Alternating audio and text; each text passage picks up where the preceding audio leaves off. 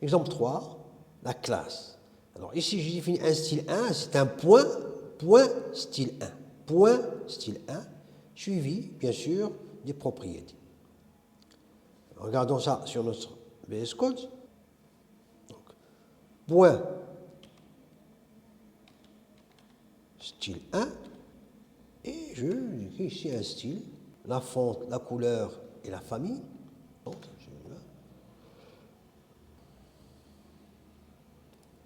quand je vais choisir la couleur, à travers le sélecteur de couleur,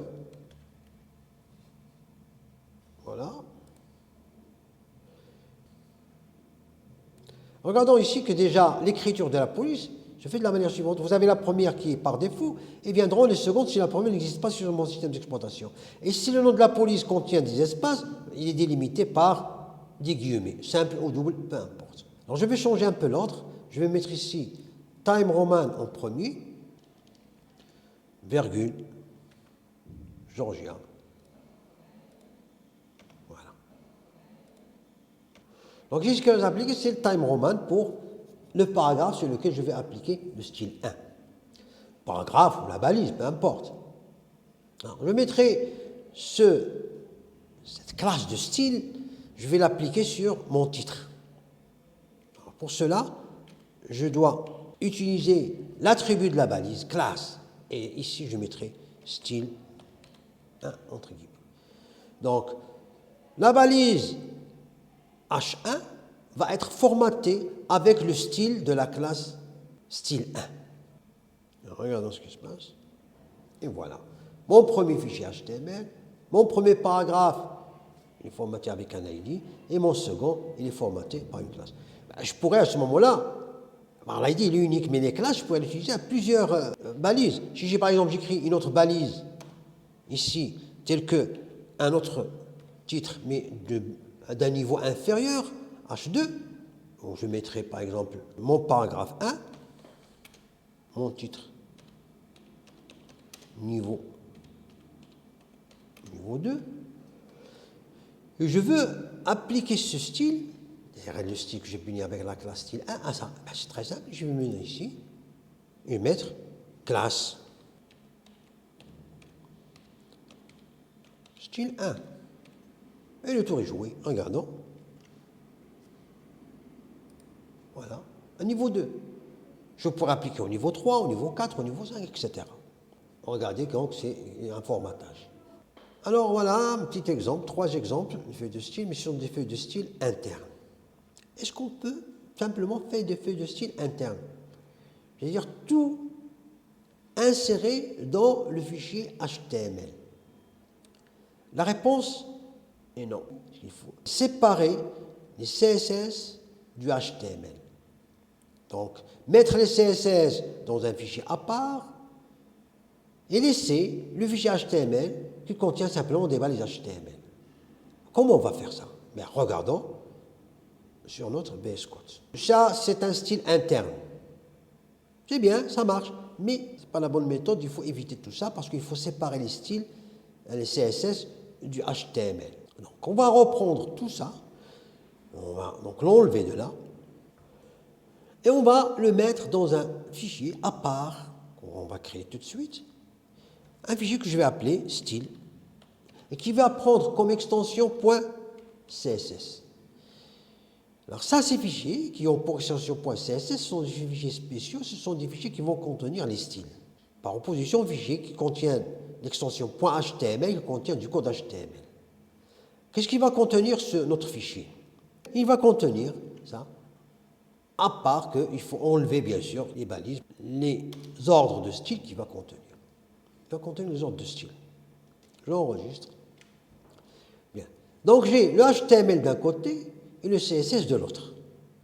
La liaison entre les deux va se faire à l'aide d'une balise que je mettrai dans le head. C'est la balise très importante, link. Link, rel. Je fais référence style sheet, il s'agit bien sûr d'une feuille de style, et puis la position de mon fichier style, je mettrai bien sûr, comme j'ai dit, le chemin relatif de ce fichier. Déjà, mon VS Code me propose déjà ce style qui est sur le même dossier. Je mets, alors je le mets ici et j'arrête. Je ferme la balise.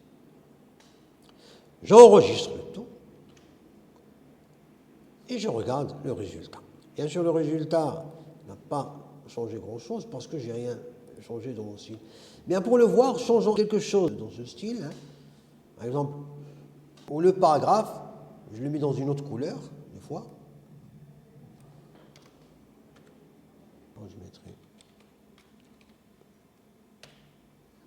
J'ai changé ici la couleur du paragraphe P. Donc, c'est celui-ci qui va s'appliquer au paragraphe P.